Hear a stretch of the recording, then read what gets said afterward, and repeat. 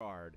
She is in her late 80s and recording music, writing songs, such a force. And this is from her brand new album, Alice Gerard, here on the Old Time Jam with a song called Old Jim Crow.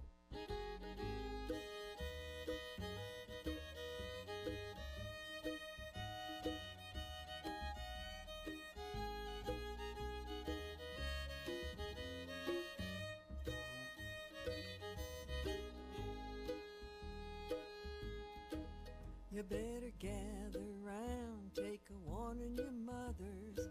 Gather round, take a warning your fathers. Gather round, all my sisters and my brothers. Old Jim Crow's are trying to come back again. Oh well, I thought Jim Crow was on his deathbed. Thought I saw the carver carving his death head. Thought they wrapped him in his winding sheet, but he done crawled out and he's a hitting the street.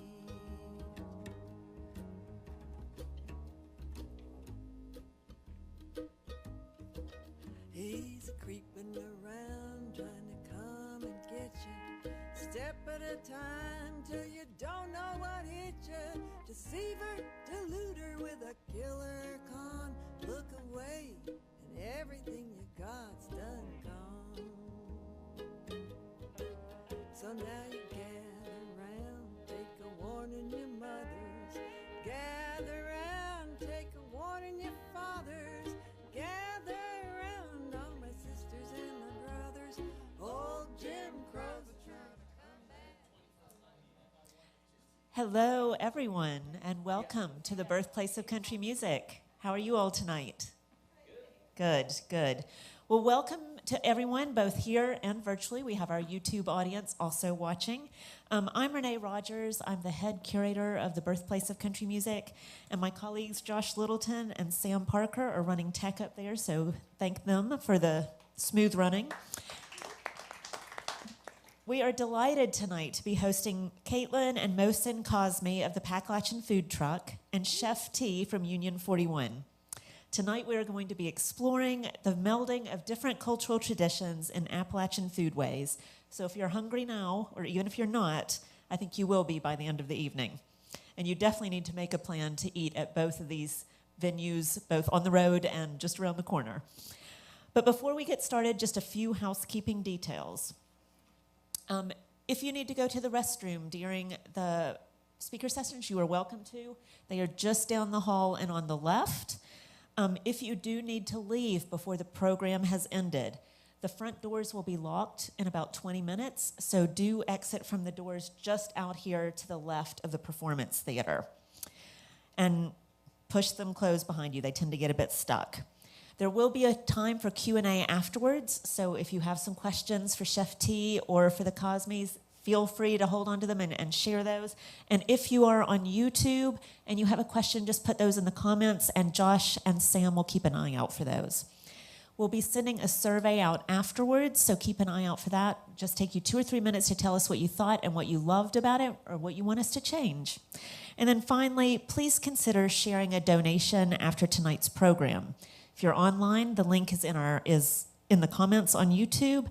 And if you're here with us, there's a bowl over there where you can drop some cash if you would like. The museum offers almost all free or low-cost programming, and so anything you give us helps us to continue to do that at an affordable rate so that we can be as accessible as possible. And now, let me introduce tonight's speakers, and then we're going to jump into our conversation. So Caitlin Wolford Cosme is the executive director of the Region 7 Virtual Academy and co-owner of the Packalachin Food Truck.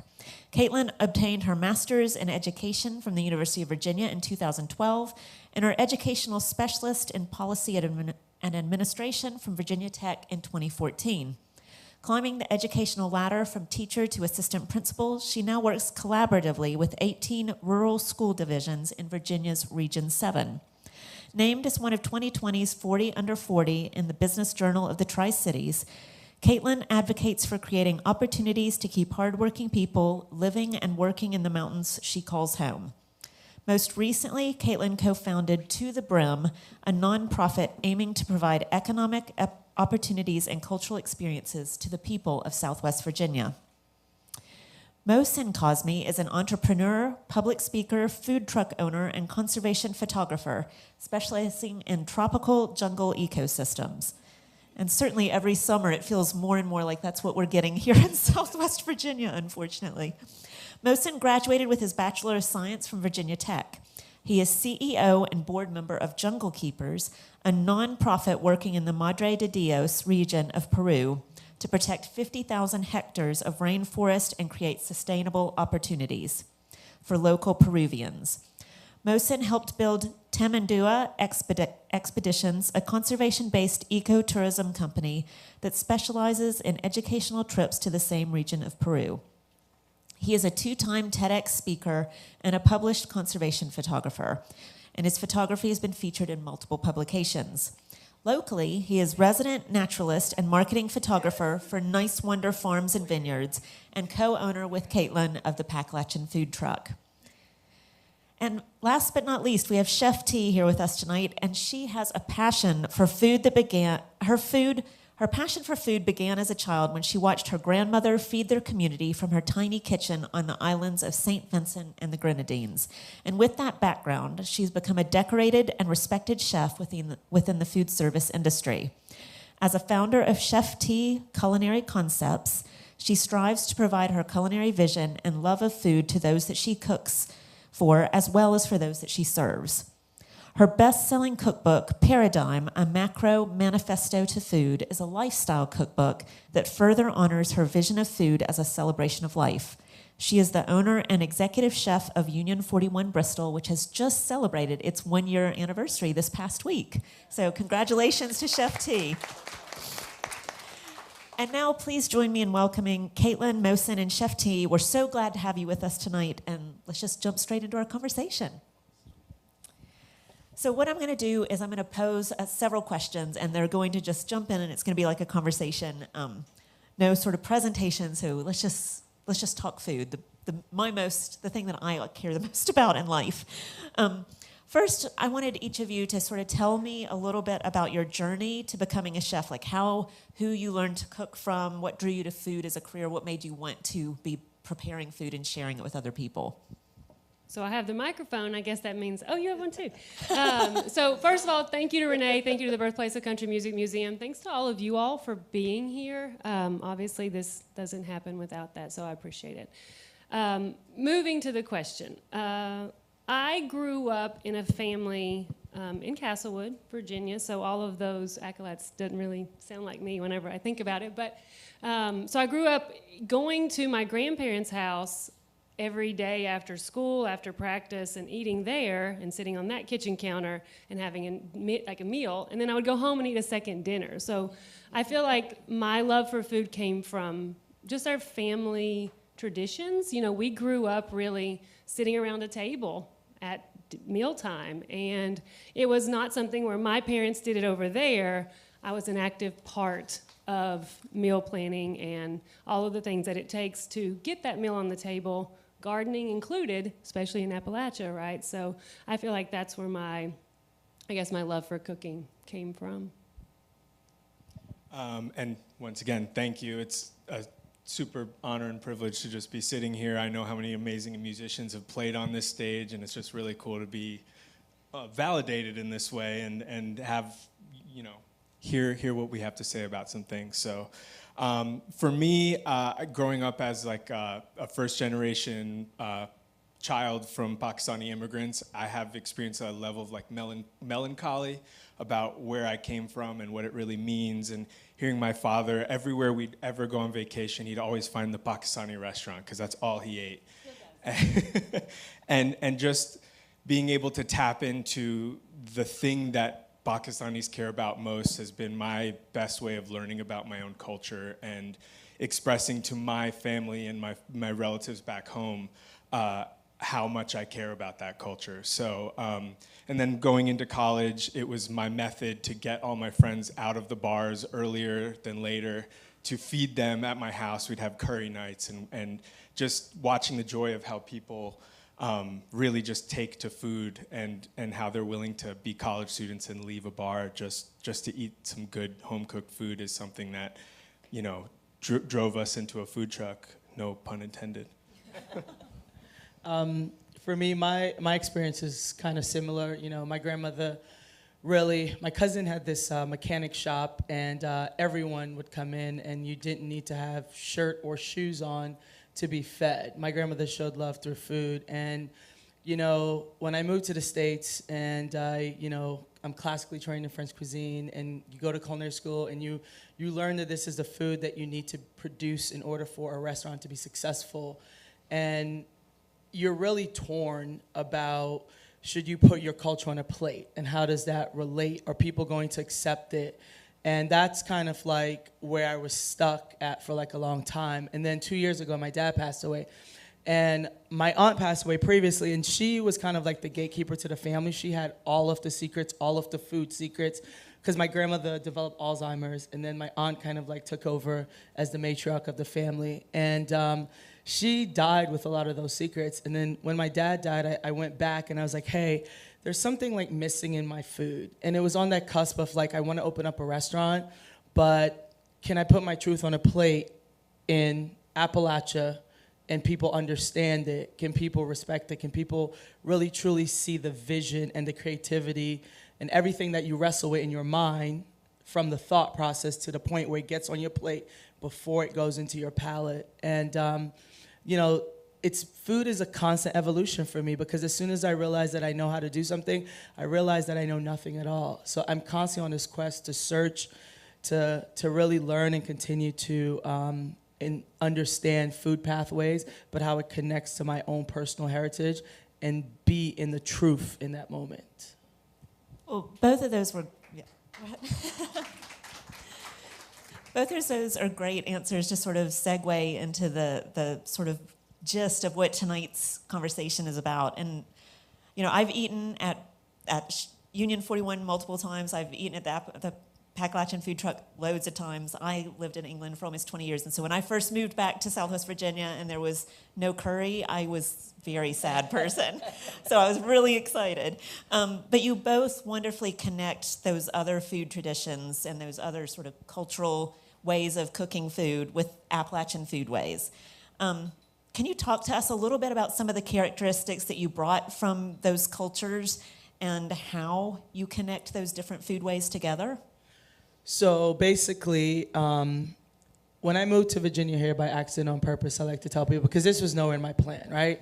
I drove a Mustang, and coming through Virginia was like, Virginia's a speed trap state. I'm getting tickets. I'm just here to go to New York and back. And then I end up in Virginia, and it's connected me to my personal journey. This lady, Katie Hoffman, invited me to do a festival. I was in Draper, and she was like, hey, the theme of the festival is going to be in the key of blue, right? And then she's like, Appalachia this, Appalachia that. Now, I lived in the foothills of Appalachia, which is in Georgia. I lived in New York. The Appalachian Mountains runs right through. And I had never heard of the term Appalachia. It's like people in New York never hear about pimento cheese. Like, that is I never had pimento cheese until I moved to Georgia. And when she told me that, I went home directly across the street, and I was super offended. And I was like, does she want me because, they need diversity on this panel? And I was just like, this conversation, I'm always real, okay? So I was like, do they want diversity on this panel? And I was just super offended. And I went home, and it just kind of wrestled me, and I could just feel my grandmother talking to me and telling me, because she died before she can see this gift that she gave me really come to be a successful moment. And in those still moments, I just heard, you can use this to learn some things, but also to educate. And that was when I really dove into Appalachia and realized that a lot of the food that I ate as a kid connected back to this region. The things that were different were location, variety, and regionality. And those are the things that, once I understood that, it connected me to Appalachia, a place where cuisine was created out of a necessity for people to survive in a mountainous region, giving birth to so many different preservation techniques, cooking techniques, but also like a close connection to my own heritage. So what about for you guys? I mean, it was shocking to me, you know? So for me, I grew up in New Jersey. I've said this publicly too many times. And So sorry. But going to Virginia Tech was like my first taste of a different place that I really vibed with. And I didn't know that it was even better the further past Whitfield you went, right? And so, and then the further past Abingdon you go, right? So it's, for me, the more concentrated the culture, the more authentic, the more you can learn from it, and the more that you know the information you're getting is not from some cookbook, it's been passed down, right? So when Caitlin and I got married, I knew I liked where we lived, and I knew I wanted to learn more, but we got to know each other by cooking for each other, and she would cook something Appalachian, I would cook something Pakistani, and then on that third day, we would mix them together. And you know, a couple months of doing that, and we started to kind of go, there's something here. And Well, I just think, you know, you hit on like so many great points. I wish I could like write them down and then hit them again, right? So I think that I didn't understand the farm to table movement. It didn't make sense to me because I had always been a farm to table. You grow what you eat, you preserve what you have. That's because you mentioned Appalachian Foodways is out of necessity, right? This whole thing exists because that's the way it had to be. And I think when I married Mohsen, I was exposed to an entirely different culture's food and light bulbs, right? Like all of these things are connected. Everything can work and live together in a way that makes, they did want you on that panel for diversity. And you know what? Thank God, right? Because we need that input. It opened up a whole different situation that was like unexpected because I learned, but I also taught, and they also received. Exactly. So yes, maybe the intention wasn't where it needed to be, right? But everyone benefited from that. It grew into something, you know, that's why we're right here talking right now, you know? So I firmly believe that my exposure to Mohsen's cooking mixed with sitting on my grandmother's counter watching, again, just out of necessity, built something very unique and something that I'm so appreciative to be a part of. And coming from Appalachia, like from there, right? I didn't have that opportunity growing up. I didn't have the type of food that we're making. And I'm just so thankful to be able to provide that, right, to other people, to have that opportunity. And, you know, something that I find really interesting is until you start trying really hard to mix foods together, you don't really learn about why the food was made or how it was made. And you know, learning about Appalachian culture and realizing that my family, you know, historically they lived in Punjab. They're in the northern breadbasket of the South Asian subcontinent. It is Appalachia. It is farming. It is, you know, when the saag, the spinach comes in and the cornmeal comes in, you make cornbread and you eat it with saag. And knowing that the seasons, the weather, the different people in the family who do the different jobs in the food, you only learn that by trying to find out why and figuring out. That's how you like build the flavor, right? Because you know it's meant to be together, you know? Well, I love that. I love all of those answers. And I'm sorry that you didn't get pimento cheese till you moved down here, though. I mean, I had a lot of friends in college who are from the north, and they still talk about my mother's pimento cheese. I met the Lee brothers in Charleston, and they taught me, Ted and Matt Lee taught me how to make pimento cheese. It is my favorite thing. You can't go wrong with it. But you all were talking about, you know, discovering how you can meld these flavors together and the different ingredients and the different ways of cooking. So what do you think makes the meldings of what you all are doing so successful and tasty? And are there challenges that you've also found when you're trying to figure out what works and what doesn't? So with the Pakalachen, there's just really one rule, and it's got to be 50% Pakistani and 50% Appalachian, right? If it is not that, then our name is false, right? Yeah. So there's challenges with that, but we've kind of learned that where one culture might have one method of cooking, the other culture has an ingredient that might not be used, right? So something that we've wanted to experiment with is like in Pakistan, there's something called achar, which Caitlin has discovered, and now everyone in my family, wherever we visit, like takes this jar out for her. And basically what it is raw mango that's fermented in oil rather than in a brine or something like that. And you know, we all know about sauerkraut. It's a briny, you know, cabbagey type fermented food, but if you mix those two together, you're not taking the method away, but you're getting a flavor that is obviously permeating through that kraut. It's got a very strong flavor, but it's a constant struggle, right? I mean, that is similar to almost like this dish. I lived in Trinidad for 3 years, and Trinidad is heavily influenced by the Indian population that migrated there.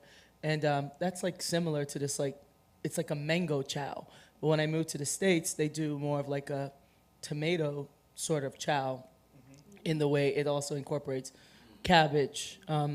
But, you know, the success for me is really about when I really identified the cuisine that I wanted to cook, right? I have cooked in some of like the best places.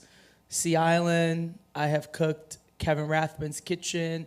I have cooked for so many different people, from Ludacris to Soledad O'Brien to Jay-Z to like, you know, I've cooked for all these people, and to really be in a position where you're like serving J-Lo caviar. But is that authentic, right? Is that what tells my story? Is that what speaks to what I think about food, right?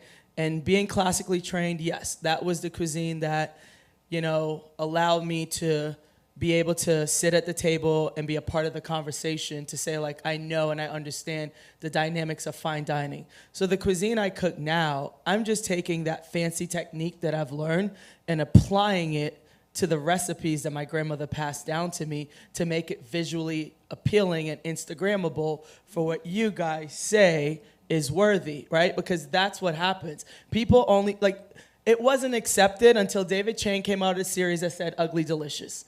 And then all of a sudden people are like, it's okay to put broth or gravies on my rice and serve it and not have everything be at a dimension or diameter on the plate, fluffed with microgreens and looking aesthetically pleasing. But that doesn't even look sauced. It doesn't even look, you know?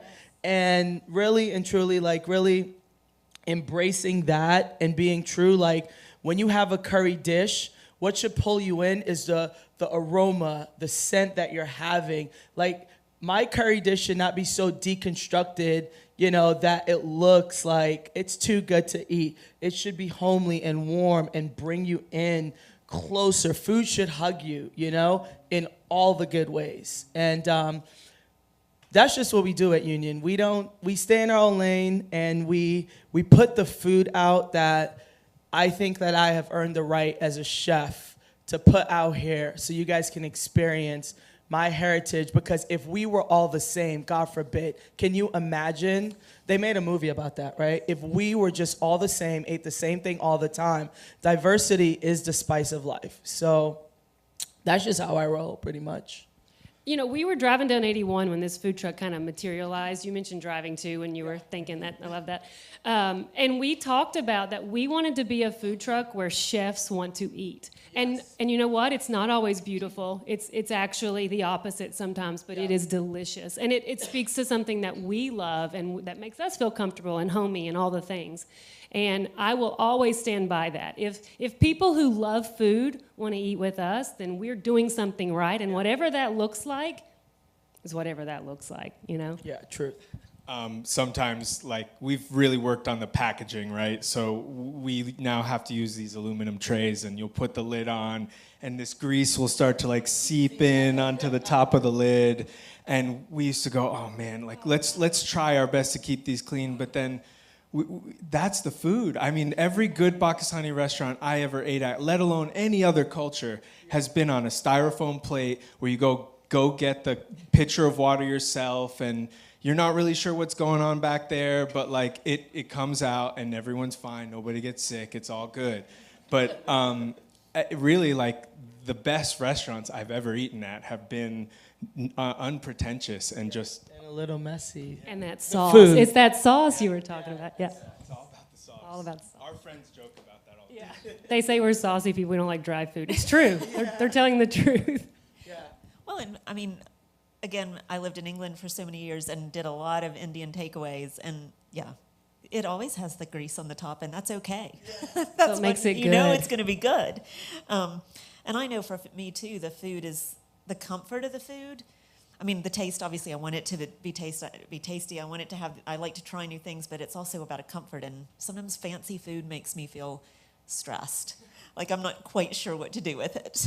Usually We're makes talking me about feel the fish. hungry. Yeah, when we were talking about the fish, and now that you've told me that, I want to come order the fish. So, so let's go a little bit deeper and deconstruct it further.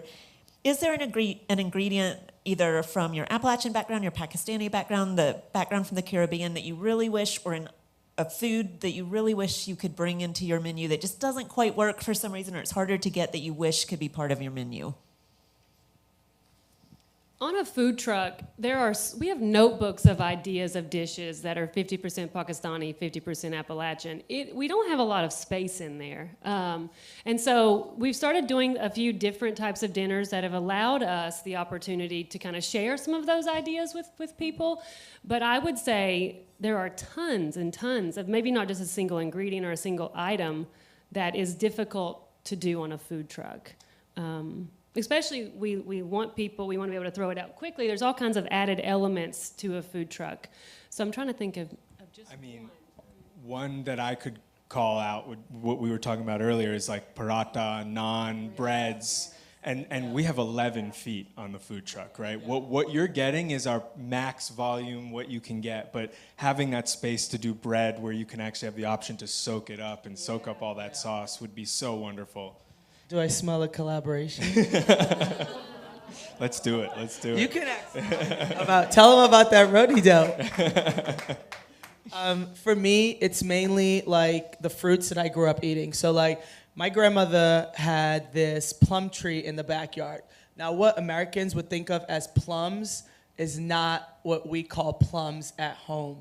So the plums have more of like a fiber seed, and they are like so sweet. They are about this big, and you would go up in the plum tree and lay in the tree and eat all the plums until you're like super sick. But really the fruits, like just from cherries, there's a fruit called plum rose.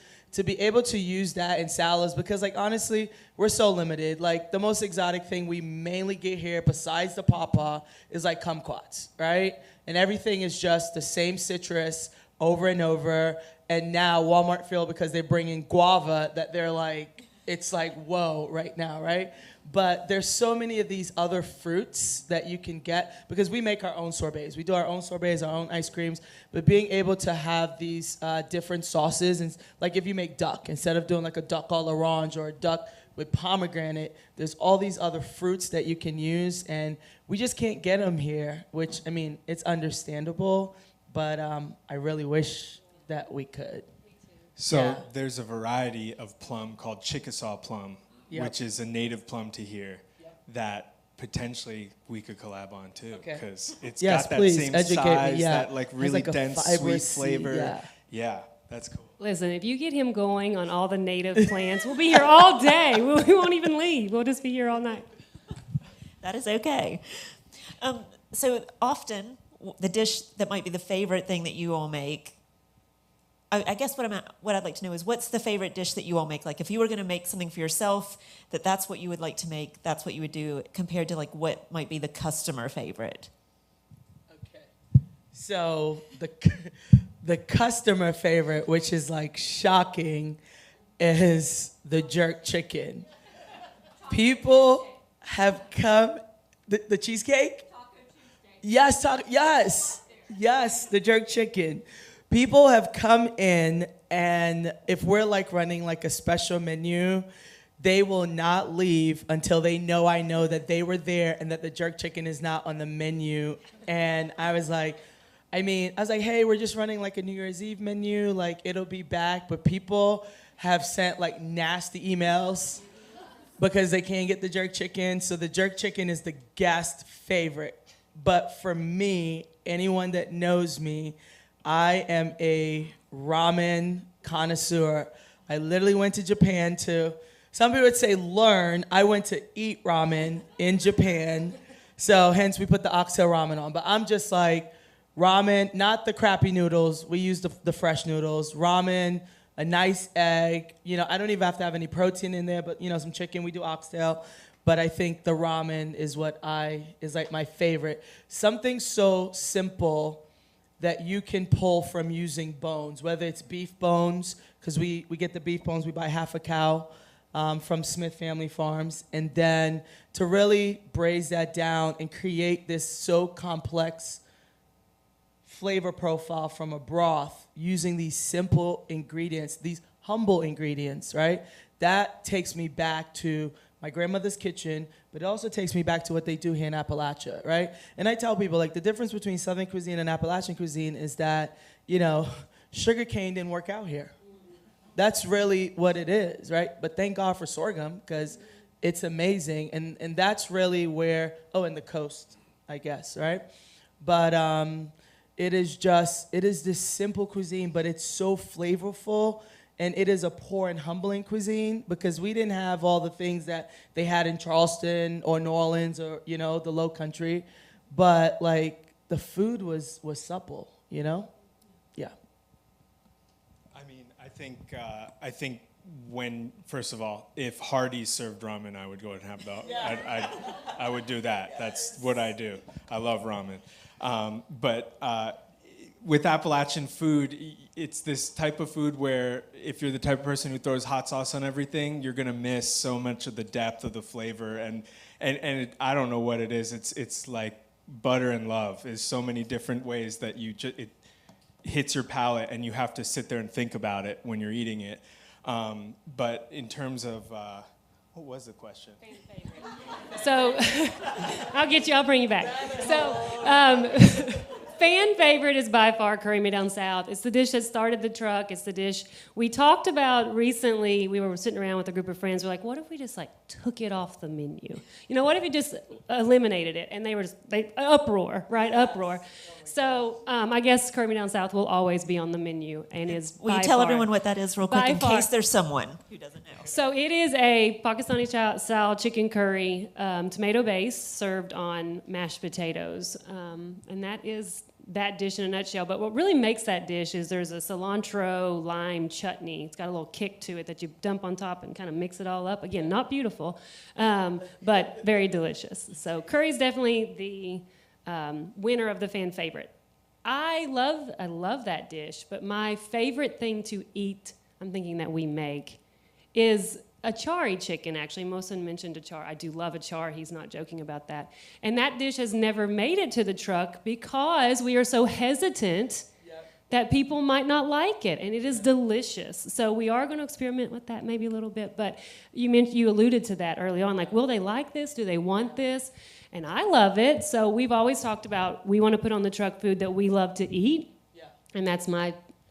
But speaking of that, if people will understand it or not, I want people to also understand that when you are a chef and you think about a dish, when you're truly in love with the food and the craft of food, there's a difference than just, hey, I'm just coming to slay this food, And it is a conceptualization. It is something that you carry it with you.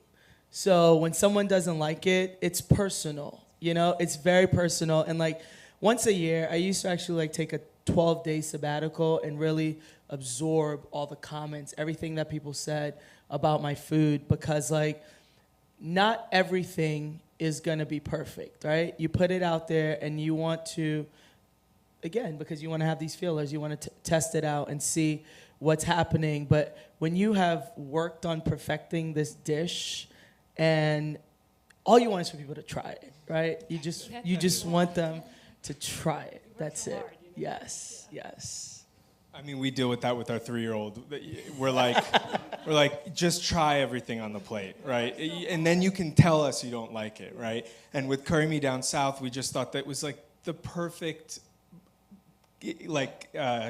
mixture of both of us, right? And you've, for the people who wanted the curry, they get the curry. But for the people who are afraid of the curry, they get the mashed potatoes. And packaging that in a way where it's like, look, there's something in this for you. And the amount of little samples right on State Street that we have handed out, thousands and thousands, it's actually changed my perspective on wanting people to like it a little bit. And now I'm kind of like, I'm really sorry that you don't like this. And that's just one type of food, right? And but Tikka My Senses is my favorite. Tikka. I will say something else that we purposely did was we don't allow them to separate the two in Curry Me Down South. Like, we serve it the way that it's designed to be served. And sometimes we get questions, hey, can you separate the two? And our answer is no, we can't. Unless it's to go, we want to keep it stable. Not but gonna that's happen. something we could kind of deliberate, Well, my favorite is actually the dal dish with the crumbled Cornbread's my on top. favorite thing to make, so I can- that's I my can favorite. appreciate that. So I'm going to be different than the rest of your customers.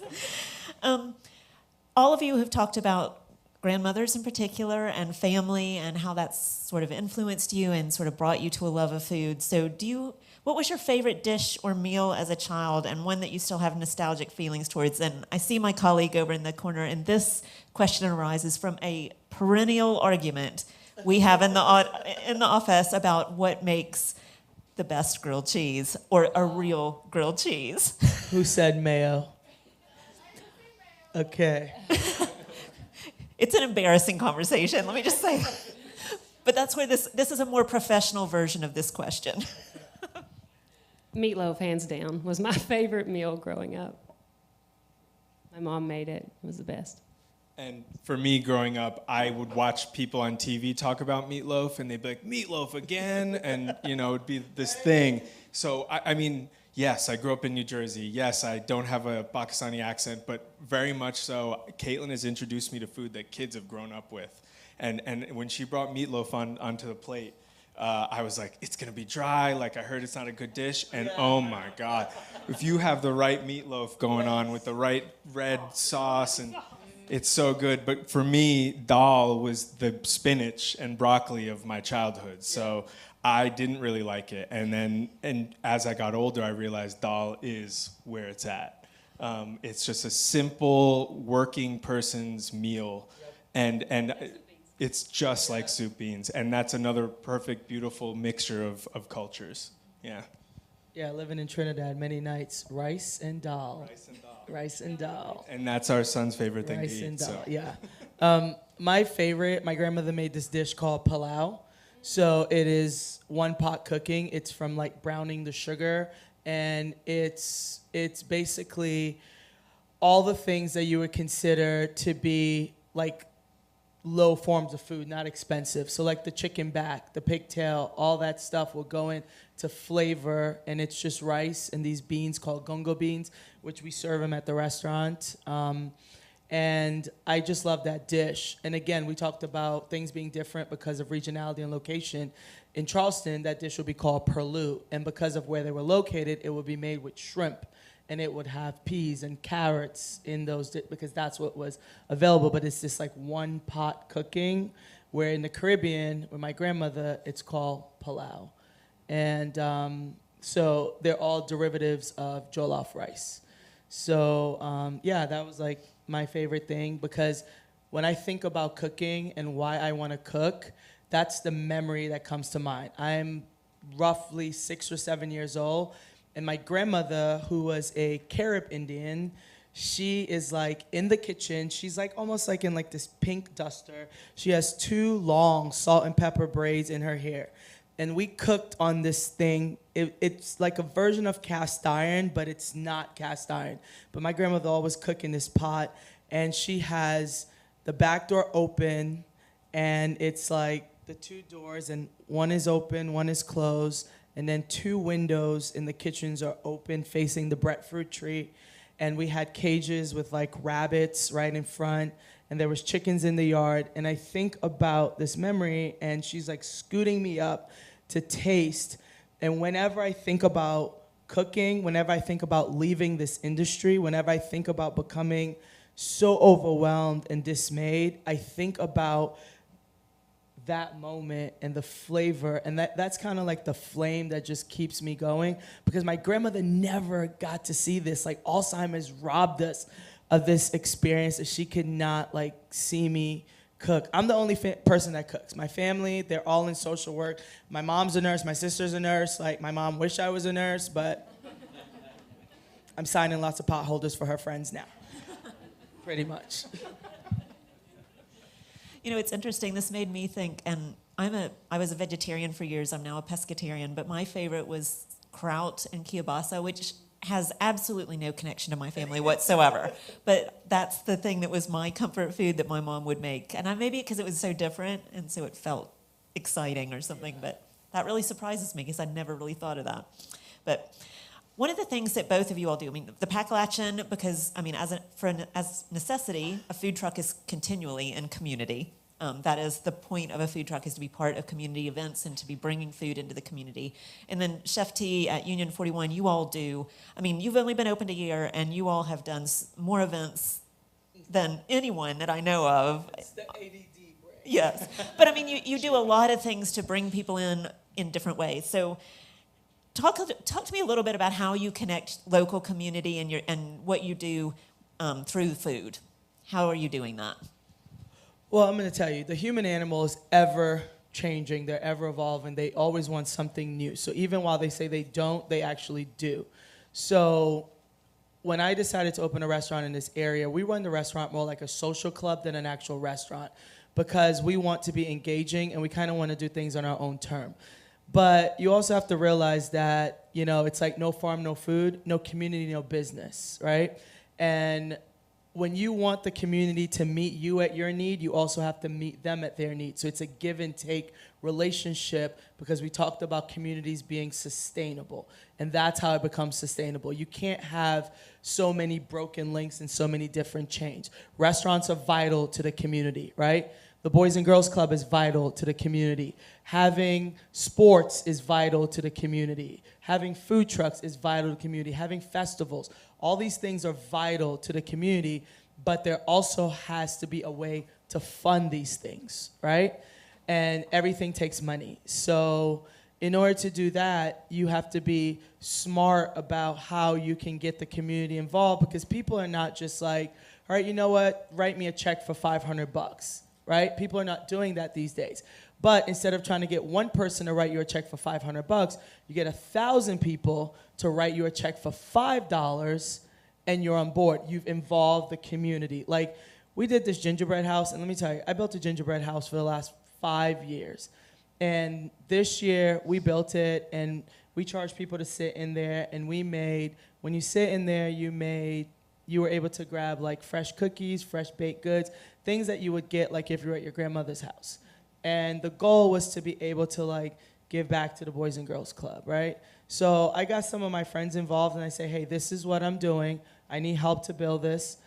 They helped me build it. And then we raised, just through donations, it was up for 2 months. We raised over $1,000 to give back, you know, that's telling people, hey, leave $1 if you can, you know, leave $2 if you can. And to be able to like raise all the money and give back, just because one day I went to the club and I saw the kid playing basketball with a soccer ball. And I was like, well, that's not correct. And I wanted to find a way. And so many people like hit me up and they're like, hey, can you donate $50 to my cause? Can you donate this to my cause? Yes, I can donate that to your cause, right? But wouldn't it be great if we do a night at Union and instead of $50, we donate $350 or $400? Like, that's just a lot better, because the money that I'm giving you, the $50, has to come from somewhere. And the community has to realize that, like, I employ people in your community, right? The dollars stay right here. Like, these dollars are not even going to Knoxville. They may go to Johnson City, because we go out there and support sometimes, right? But they're right here in this community that I also live in. So I live, I work, and I entertain in my community. Yeah. For us, it's very much having our family on the truck, number one, right? Caitlin's dad, sometimes a customer will come up to the truck, oh, can I have it this way? And he'll come in and he'll be like, we'll change your name if you want to. and just approaching the customer in a way where, we're just all having conversation. We'll park at a farmer's market. We'll go to the farmer's market. We'll buy all the ingredients for one dish from the market. Go to every stand and have a conversation. Caitlin's a pro at this. No one recognizes me at the farmer's market. It's always Caitlin. She is. But it's about trying to spend your dollars locally as much as possible, and creating that network of small business owners who appreciate you and come and do the same with you. And for us, I think it kind of reverberates outwards. There's a lot more to that. We were asked when we were first starting this truck, why we were doing it here? And multiple occasions, people approached us and said, why don't you do it in Richmond? Why don't you do it, I don't know, insert anywhere other than here? And that we were offended, to be honest, because we were like, no, we live here, we are here, and so we absolutely want the people of this place to get this experience.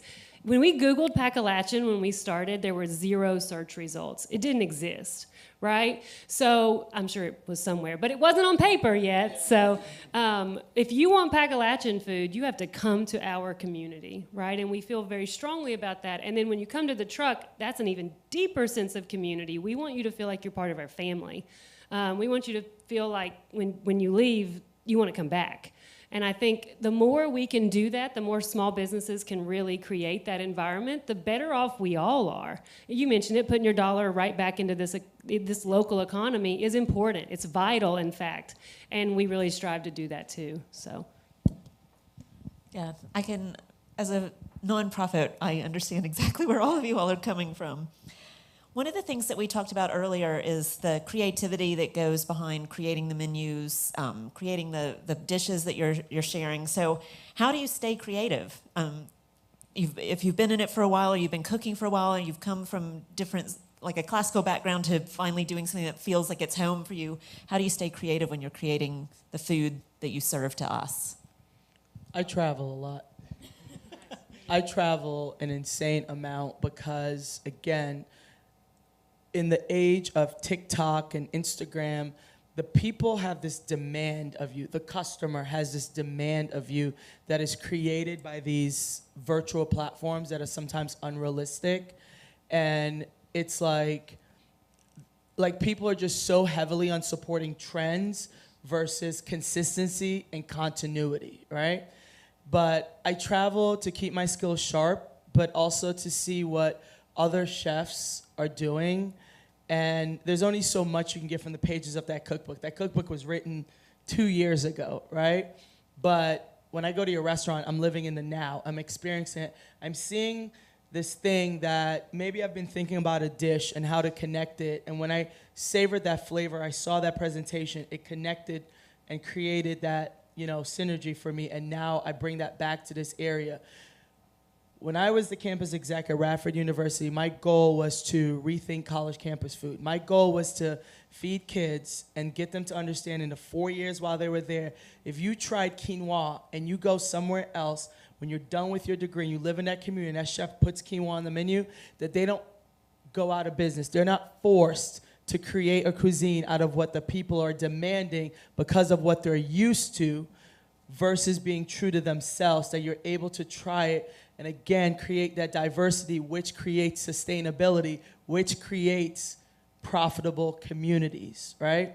So if that happens, then I feel like I have added a small part to the fabric of the food scene here in Bristol and Southwest Virginia. For us, what you do is 24/7 every day. You've got people relying on you. You open the door and everyone looks, right? Because they're looking to you for leadership, right? It's us too, right? And the space that we've created is basically time off, right? We have a lot of distance between gigs where we're just wandering the woods aimlessly, finding different things like ramps and different mushrooms that we've just learned about, foraging and going, how do we integrate this new ingredient that we're learning about like we're 2 years old.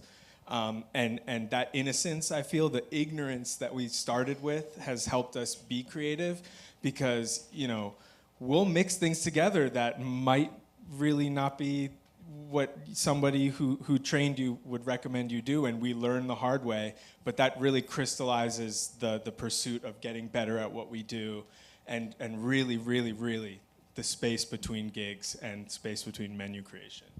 Have you all seen that meme where Aretha Franklin talks about like her hardest thing every day is trying to figure out what to put on the plate every night? Have you all seen that meme? That's me. And I say that because the way that I stay creative is we cook every day, right? Every meal at our house is a home-cooked meal for dinner. I'm moving in with you. Come on down. And as a result of that, I don't want to eat the same thing every day. And so I think that's the only way I stay creative is by the necessity of putting food on the table, because I don't want to eat the same thing, so I know they don't. You know, I know he doesn't want to make the same thing, and so that's how we stay creative. Unless it's dal and rice. I started to say there are a few staples that are exceptions to this rule. Yeah, literally. You know who brings us dal? His dad. They moved to Bristol when I had both. What's Ursa? There was a new one today. Urad was a new one today that he brought. He brings us dal every other day. That's no lie. It's delicious. Will you tell him he's welcome to stop by the I museum anytime? To come on and bring some down? Sure. Please. You need I'm to make happy to sure do he that. knows it's better than everybody else. I'm happy to do that. So, final question. What can we expect in the future? What new plans, events should we be looking out for? What kind of cool things are y'all going to be up to in the next few months? So, good question. All of our events are on our website. We do have a couple of ticketed events coming up, which is kind of like obviously not usually in our wheelhouse. So those are some opportunities for us to get creative that the food truck doesn't always allow us to do. We also have a new endeavor. It was mentioned in my bio, but we recently started a nonprofit called To the Brim. And the design and the mission and the vision is to build some culinary infrastructure in Abingdon. So a commissary location that hopefully would bring more food trucks, more culinary entrepreneurs to the area. Now, it is in the very beginning stages. It's an idea in our heads currently, but we're actively pursuing that as a means to get more of what we're talking about on this stage here. And secondarily, I will say, we have we are constantly looking for new events and new things to do, and I think To the Brim is a way to bridge all of the things that we care about. So it's going to pull in Mohsen's love for sustainability and conservation. It's going to pull in my love for education. It brings our food culinary experience to a different place. And so it's something that we're really excited to get going on because it brings all of the things that we love together in one house, if you will. I'm just going to take this 1 minute to just say a couple things about just maybe answer questions that were in the past. But number one, getting creative is something that the community allows us to do by inviting us to events that we didn't really know we were able to do. And there's a quote, when someone asks you to do a certain task, say, yes, I certainly can, and then go about figuring out how to do that task, right? That's what we do, and the community allows us to do that by, like I said in the beginning, it's validating. It's we just came up with this weird random mixture of food, and we didn't go, let's put it in a way that everyone's gonna love it. We just said, take it or leave it. Yeah. And we did it with all of our heart. We have worked so hard. I know we all know what it's like to work in a kitchen.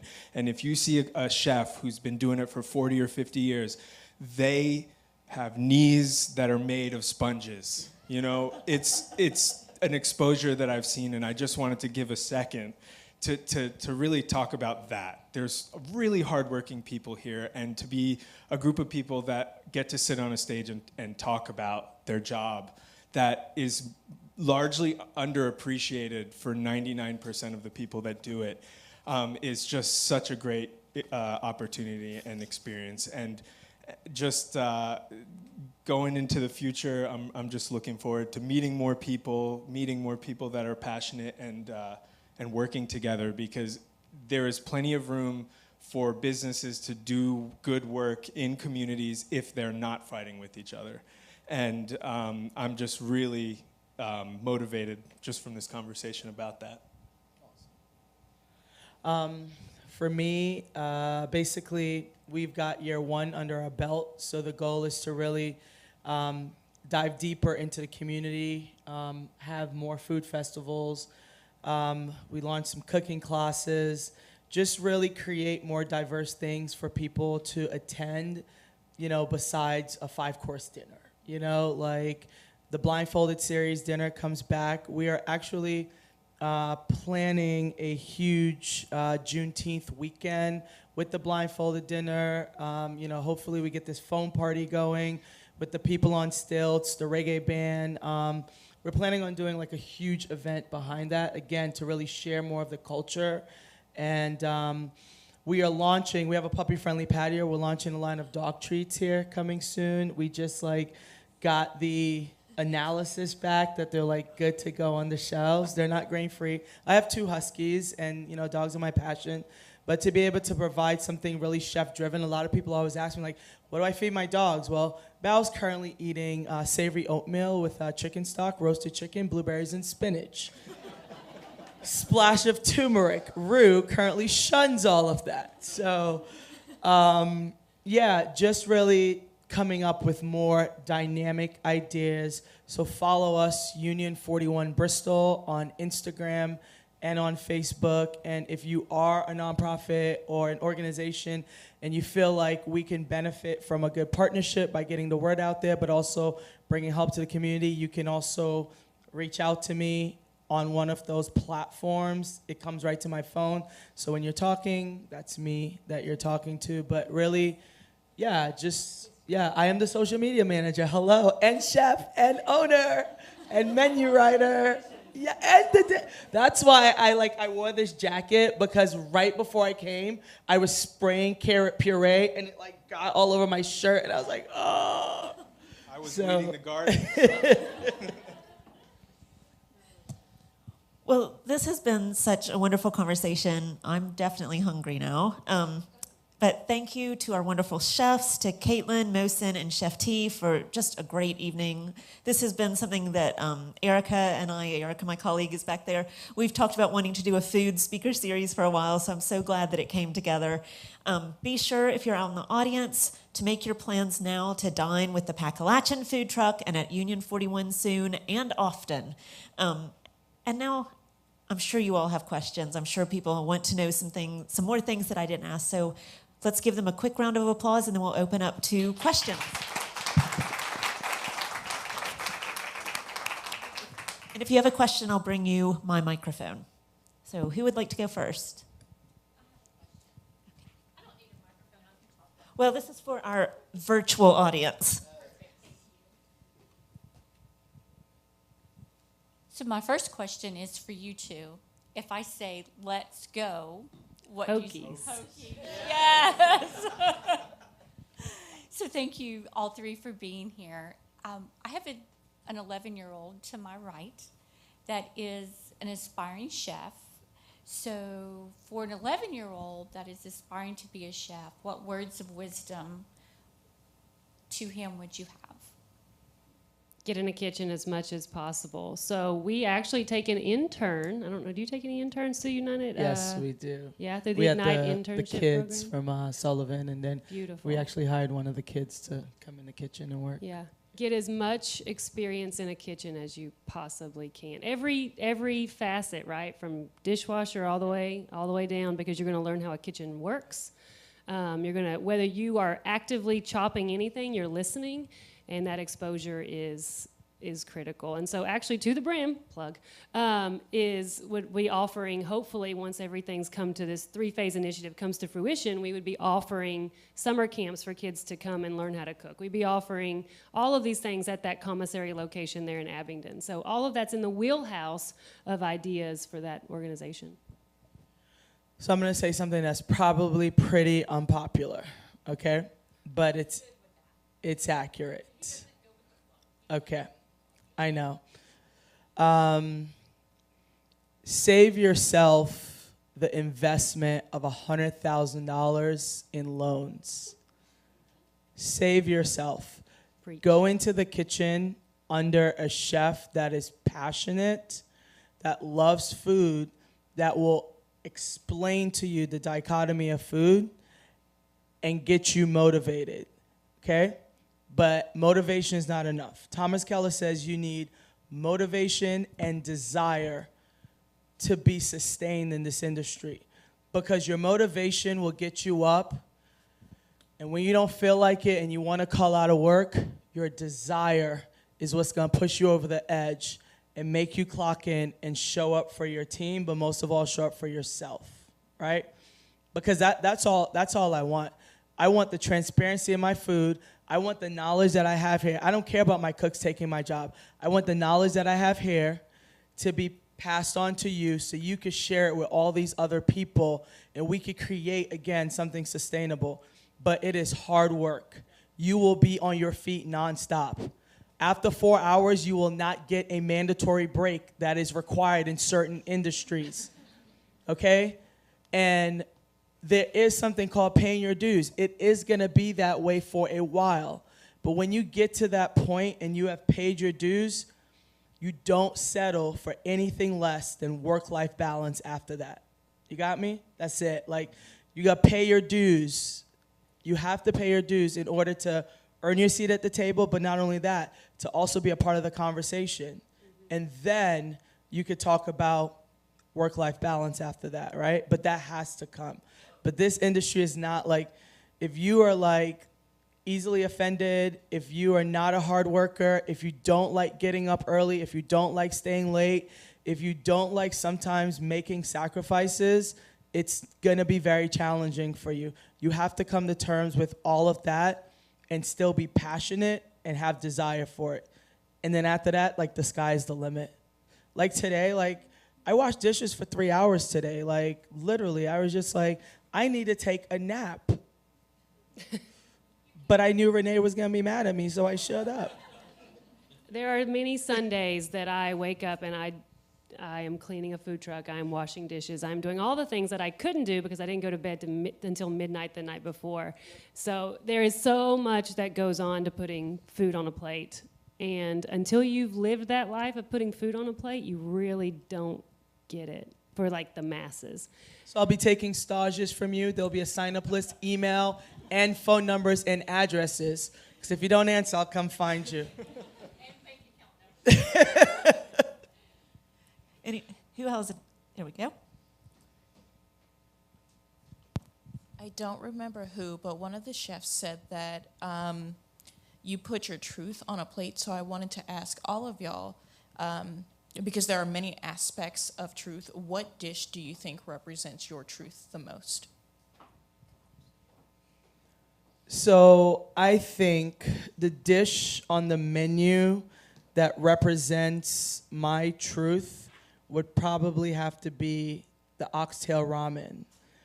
And I'm gonna tell you, like me, there is this like very rugged exterior, like an artichoke, but then when you peel back the layers, it is just this like really tender heart, and that is the most beautiful part of that. And when you think of this oxtail ramen dish, it is, again, like, most people are not showing up because you have oxtail on the menu. You don't find it. Like, now it's become a trend because TikTok made it popular, right? But when you think of something that was like the discards and you can make something so beautiful and balanced, so, you know, it is surface layer plain, but allegorically complex, if that makes sense, right? And then you have all the ingredients and all these components that kind of come together to create this perfect bite of like deliciousness, but it's like sassy and spicy, also like meat. You know what I mean? It's just like, it's perfect, but it also gives warm hugs. So yeah. Great question. I would say we have a dish that is a kofte dish, which is like a Pakistani meatball, but we look for chestnuts and we forage mushrooms and we mix it all together into the kofte. And then Caitlin makes this butternut squash curry sauce that we mix it all together with. And I think it blends all of the things that I love about nature and conservation and biodiversity. Because biodiversity is just another fancy word for diversity, right? It's just the diversity of living things.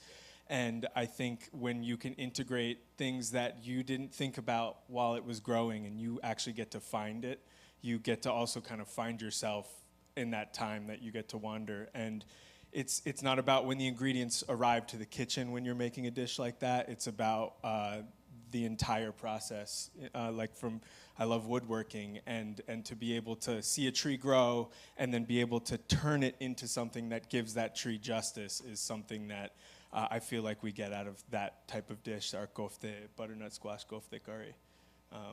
And every bite, you gotta get it all the way through. It should also be noted that curry just means like mixture, and so everybody tends to think that it's a certain spice or that there are literally thousands of curries. Because curry is actually not a single spice. It is a blend. Absolutely. Of whatever spices to make your spices. Sauce. Yes. And so I think that's important to always just plug that in there because I think there's an assumption that all curries are the same, and they are not all the same. And I would just actually echo that. I love that dish. We worked, but my truth on a plate usually is whatever's on the plate because I've worked hard that day to put it there. So I know that's maybe not the best answer, but that's really how I feel. So. Who's next?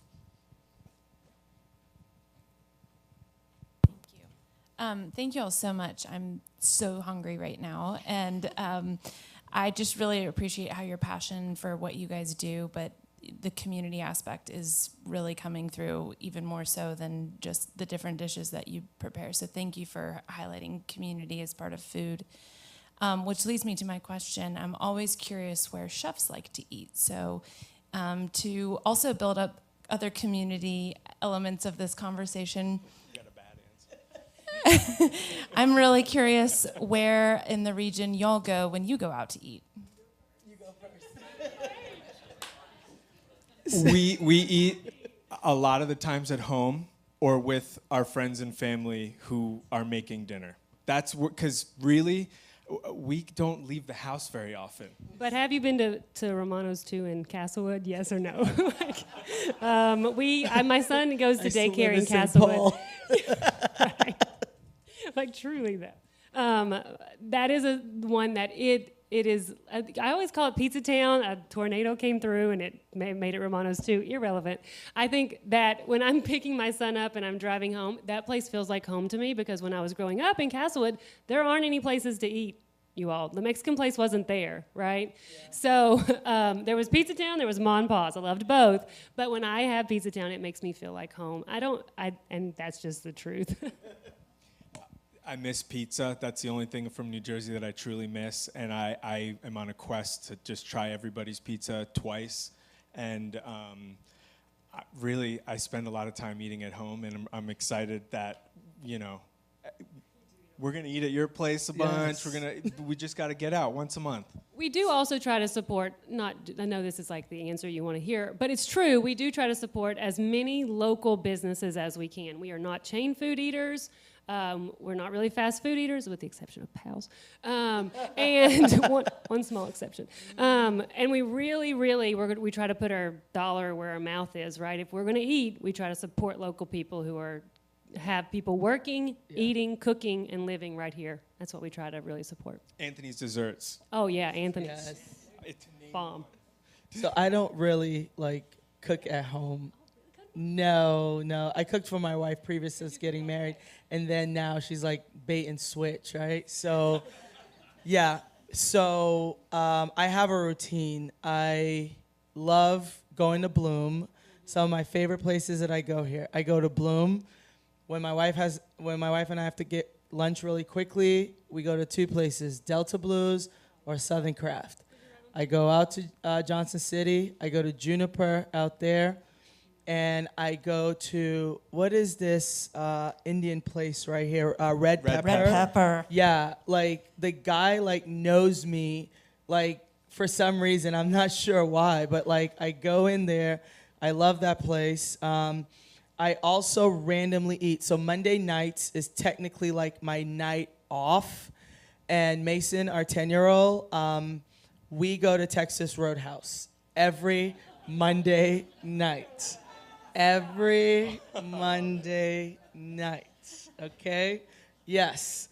And we do get the same meal every single time because I'm at Texas Roadhouse. I mean, I got to give the kid what he wants every Monday night. But yeah, most times when I'm in Abingdon, I'm definitely, Zane and I are great friends. I'm definitely at Foresta. And I've actually been going to the Commons once a week. I've been holding my manager's meeting there. But then I went there last week and I'm like, oh my God, the hen house is closed. I was disappointed because I wanted that chicken with the chimichurri. And then we ate at Greco's, which was like awesome. The hummus is fantastic. And they have like this almost like this, it's like a poo-poo platter is what I'm gonna, like a Greek poo-poo platter. It has everything from falafel, but yeah, I have been going there. And then where else do I eat? That has been the gist of it.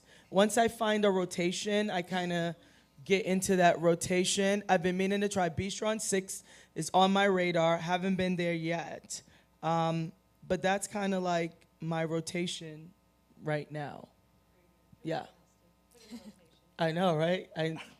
I need to. My dad will walk into Red Pepper and he'll be like, 6 parathas, 3 naans, 2 this, make sure they're fresh. And then he says it all in Punjabi, and we're all like following him like ants, and we sit down, and everyone's like, okay.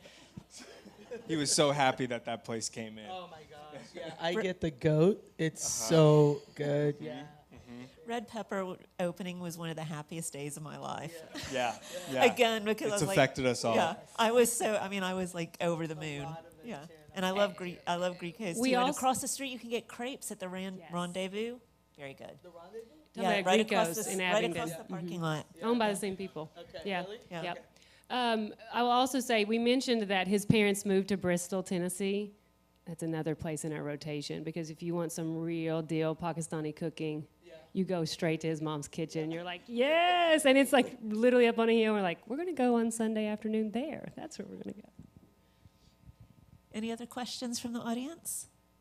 Did we have anything in the comments from YouTube? No? Well, this has been a wonderful evening. I think everyone is probably going to go have a second dinner after this, like hobbits, which is always a good idea anyway. But thank you all again. It's been so wonderful having you here. I definitely want to do another food thing later, so maybe you'll come back and be with us again. Thank you all for being with us, both virtually and in person. We really appreciate you being part of the Birthplace of Country Music Museum's programming. Let's get everyone another round of applause, please.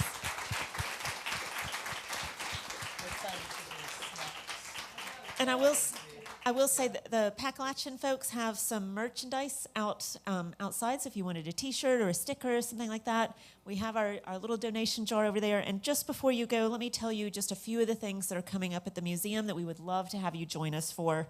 Our next speaker sessions is on Tuesday, April 9th at 7 p.m., and we'll have Celine Aubrey of Hatch Showprint in Nashville, and she'll be here talking on the history, art, and design of letterpress poster making. She'll be here in person from Nashville, so that'll be in this theater and also virtual on YouTube, and that's going to include a curator-led tour of our current special exhibit, which is all about concert posters and letterpress printing.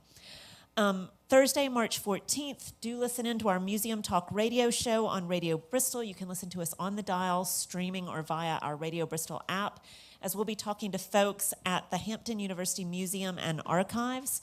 Josh, are there still tickets at Farm and Fun Time? 8 tickets left for Thursday's Farm and Fun Time with East Nashgrass and Tatiana Hargraves and Allison DeGroot. It's going to be a great show. And then on Saturday, March 23rd, we have our monthly museum volunteer orientation and our Bluegrass Jam. And then finally, Friday, April 5th at 10:30 a.m., we have our free museum story time where we'll be reading Ketch Secor's Lorraine, the Girl Who Sang the Storm Away. We'll also have a sing-along with Ella Patrick and a fun craft activity. So please join us. We would love to see you at some of our other events. But again, thank you so much. It's been great having you all here tonight.